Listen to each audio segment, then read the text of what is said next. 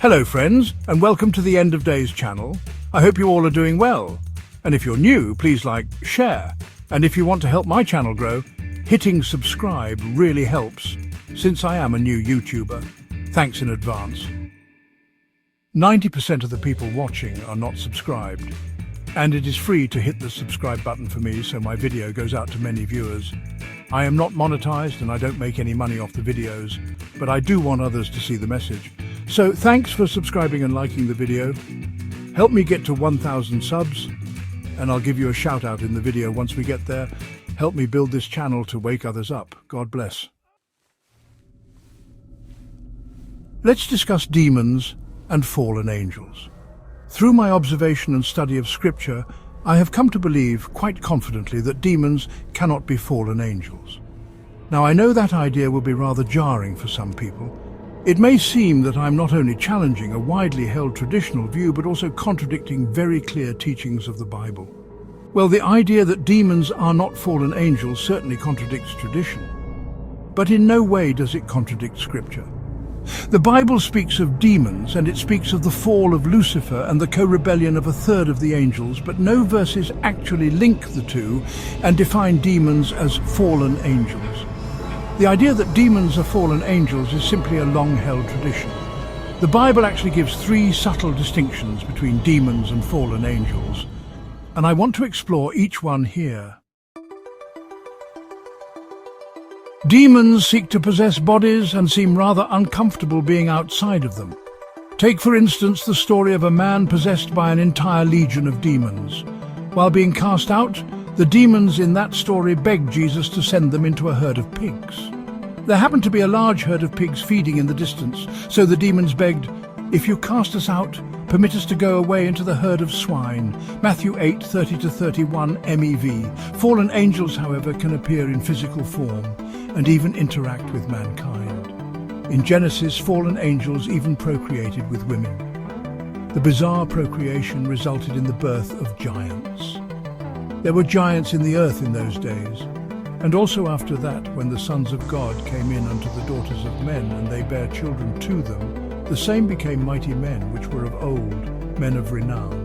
Genesis 6:4 KJV. For that procreation, God punished the sons of God by binding them in everlasting chains until the day of judgment. Jude 6. Keep in mind that every reference to sons of God in the Old Testament was a reference to supernatural beings or angels. Only in the New Testament does sons of God refer to the redeemed children of God. So we know that it wasn't ordinary men, as some might suggest, who procreated with the daughters of men. Had those referred to in Genesis 6:4 been mere ordinary men, there would be no clear reason their procreation would produce giants. Some also suggest that perhaps sons of God referred to a select group of people who were forbidden to procreate with a certain other group. Still, that would not explain why their union produced giants or why God punished their actions so harshly.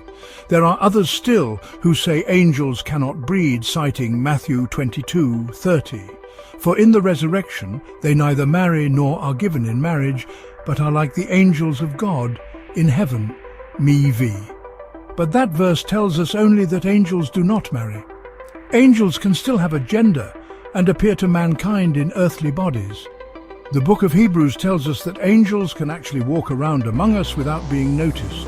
Do not forget to entertain strangers, for thereby some have entertained angels unknowingly.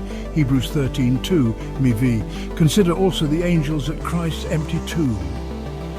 While they were greatly perplexed concerning this, suddenly two men stood by them in shining garments. Luke 24:4 MEV. Also, the men of Sodom desired to have sex with the angels that appeared to Lot. How could that be unless the angels had bodies and looked like human beings? The two angels came to Sodom in the evening, and Lot was sitting at the gate of Sodom. When Lot saw them, he rose up to meet them, and he bowed himself with his face toward the ground. Before they lay down, the men of the city, the men of Sodom, both old and young, all the people from every quarter, surrounded the house. They then called to Lot and said to him, "Where are the men who came to you tonight? Bring them out to us so that we may have relations with them." Genesis 19:1-4-5 MEV. From Scripture we see that both fallen angels and holy angels have bodies. In contrast, demons greatly desire bodies because they do not have them. Demons are clingy, needy, angry, tormented creatures. That is the first distinction between fallen angels and demons. Demons are cursed to wander the earth, while fallen angels still have the ability to stand before God in heavenly places. Though they were banished from heaven, the fallen angels still gave an account of their doings. Now there was a day when the sons of God came to present themselves before the Lord, and the adversary also came among them. Job chapter 1 verse 6, Mev.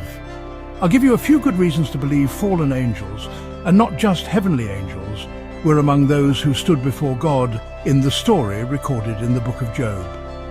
First, the devil was no longer Lucifer, for the book of Job refers to him as Satan. Second, we also know that Satan was in his fallen state because later in the story of Job he sought to steal from, kill and destroy Job. As Jesus said, "The thief does not come except to steal and kill and destroy." John chapter 10 verse 10 MEV.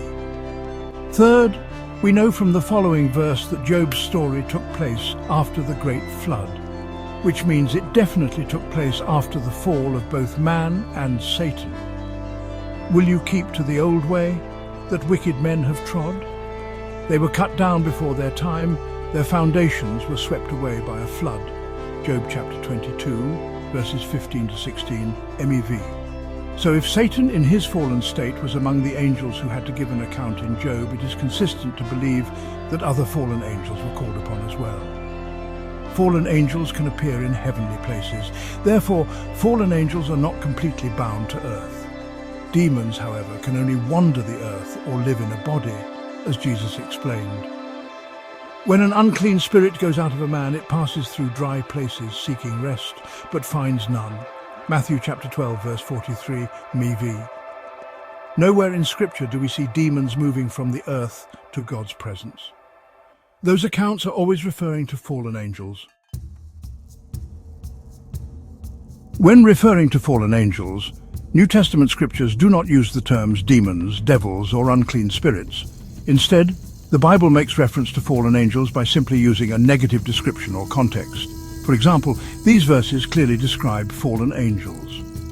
For if God did not spare the angels that sinned, but cast them down to hell and delivered them into chains of darkness to be kept for judgment. 2 Peter chapter 2 verse 4, MEV. Likewise, the angels who did not keep to their first domain, but forsook their own dwelling, he has kept in everlasting chains under darkness for the judgment of the great day. Jude chapter 1 verse 6, MEV. Then he will say to those at the left hand, "Depart from me, you cursed, into the eternal fire, prepared for the devil and his angels." Matthew chapter 25, verse 41, MEV. In these verses there is no mention of demons or devils. Instead, to make a distinction between God's holy angels and fallen angels, the New Testament simply calls them the angels that sinned, or which kept not their first estate. Apart from the simple use of negative descriptions, the New Testament also uses context to draw distinctions between fallen angels and holy angels. An example of this is when, in Matthew chapter 25, verse 41, hell is described as a place prepared for the devil and his angels. The angels in that verse were said to belong to the devil, so it is obvious that they were fallen. Furthermore, in the following verse, while making a strong point about the need to avoid false gospels, Paul the Apostle mentions angels from heaven. Although if we or an angel from heaven preach any other gospel to you than the one we have preached to you, let him be accursed. Galatians chapter 1 verse 8 MEV.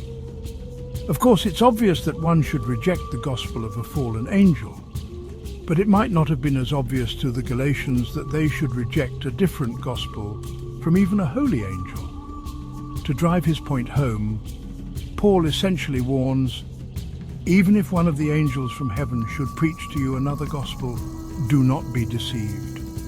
In other words, don't be swayed, even if one of the good guys starts to preach a different gospel.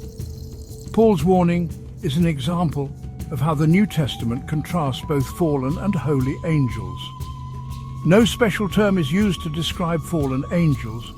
They are simply described in a negative way and/or placed in a negative context.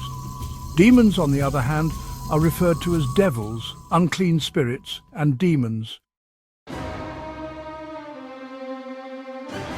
Credit Truths About Demons and Spiritual Warfare by David Hernandez. Thanks for watching, and until next time, friends, God bless you and stay safe. Please don't forget to like and subscribe. It really helps me in the YouTube algorithm. Talk soon.